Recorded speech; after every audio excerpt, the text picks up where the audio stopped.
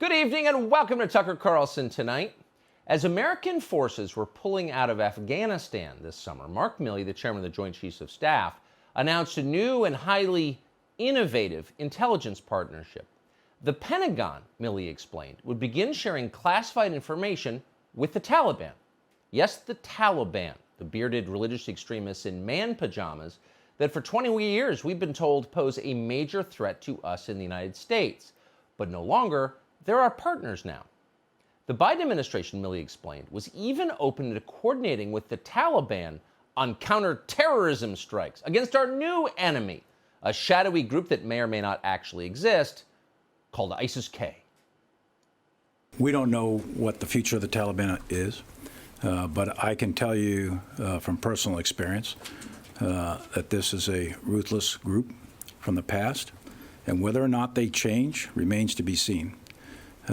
And as far as our dealings with them at that airfield or in the past year or so, in war, you do what you must in order to reduce risk to mission and force, not what you necessarily want to do. Any possibility of coordination against ISIS-K with them? It's possible. Because when you're fighting ISIS-K, no holds are barred. So the first of Milley's coordinated attacks against ISIS-K arrived 3 weeks ago. It was August 29th. That was just days after 13 American servicemen were killed in a bombing at the Kabul airport, a date you remember well. At the time, even Democrats were pointing out the obvious: Joe Biden is senile and totally incompetent. So the administration at that moment desperately needed something to prove they are not senile and incompetent. They are instead decisive and strong. And what better way to do that than to kill people? So that day, the U.S. military bombed a white Toyota in a residential complex not far from the Kabul airport. The White House touted that strike as a demonstration of our over-the-horizon military capabilities in Afghanistan, particularly against ISIS-K. Now, Mark Milley, who's pretty young to be senile but often seems like it, strongly agreed this was a good thing. But at this point, we think that the procedures were correctly followed, and it was a righteous strike. Do we say good thing? We meant righteous. That was a righteous strike. And everyone in Washington agreed. One unnamed U.S. defense official described the attack to our Jennifer Griffin this way, quote, "Multiple suicide bombers inside the vehicle struck by U.S. drone today in Kabul. Significant explosives in the vehicle led to secondary explosions. Bombers belonged to ISIS-K, and they were en route to Kabul airport," end quote. So it's perfect. All the bad people were dead. All those ISIS-K operatives. And virtually every news organization in the country parroted this account. They were grateful to give poor old Joe Biden credit for something. The Washington Post assigned 5 reporters to the story, and they dug deep. They concluded that Biden's drone attack had hit, quote, an Islamic State target. On television, where there's mostly no reporting at all, they just read the paper and repeat it, not a single person seemed very skeptical of this. Our ability to demonstrate effectively that we can strike such targets once the intelligence cues them up. We can strike them from outside Afghan borders, which is a critical element of the Biden plan once we withdraw. So this over-the-horizon capability was demonstrated. I thought it was effective. You call this strike remarkable. This is a realization of what President Biden calls the over-the-horizon strategy. The military event today is so much more than just a single drone strike.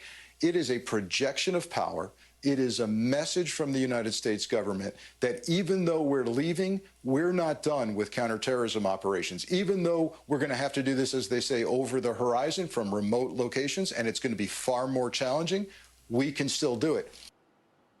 So keep in mind, every single one of the people you just saw speaking knew nothing, literally nothing about this drone strike other than what they read on Twitter.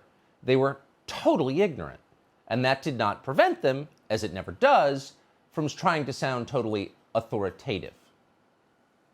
That's our news coverage. Soon, however, a few people started to ask the obvious questions. For example, who exactly had the U.S. military killed? When asked, the Defense Department wouldn't say. Oh, that might have been a tip. DoD also would show no proof of those secondary explosions, the explosions that proved the vehicle was being driven by ISIS-K suicide bombers. Instead, Mark Milley just assured the country that those secondary explosions were real, they happened, we know, and the rest of us need to take his word for it.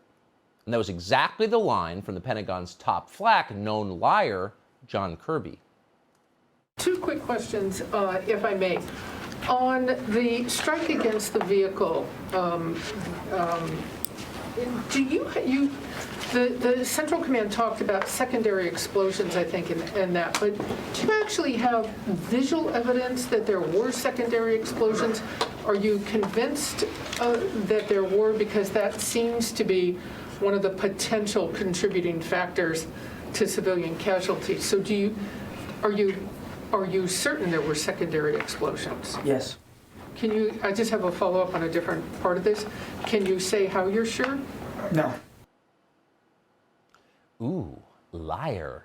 Not the first time, not the 50th time. Are you sure they were secondary explosions? Yes. How do you know for sure?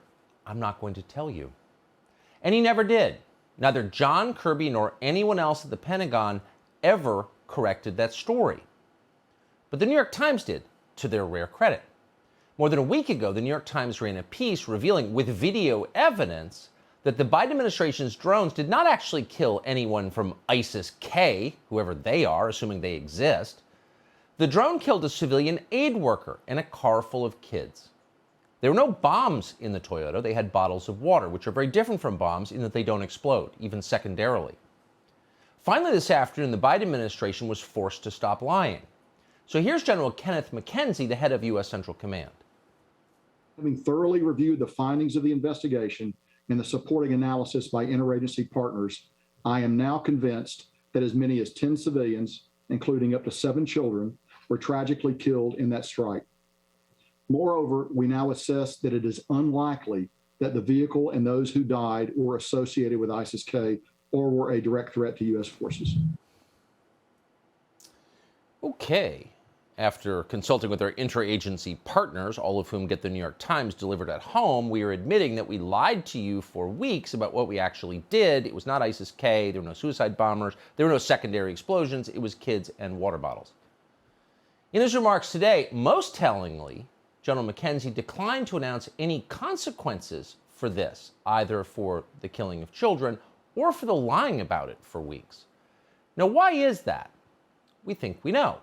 Back on September 1st, Mark Milley explained that the drone strike of August 29th wasn't out of the ordinary. In fact, it followed the very same procedures as every other drone strike over the last 20 years in Afghanistan. We had very good intelligence that ISIS-K was preparing a specific type vehicle at a specific type location. We monitored that through various means. And all of the engagement criteria were being met. We went through the same level of rigor that we've done for years, and we took a strike.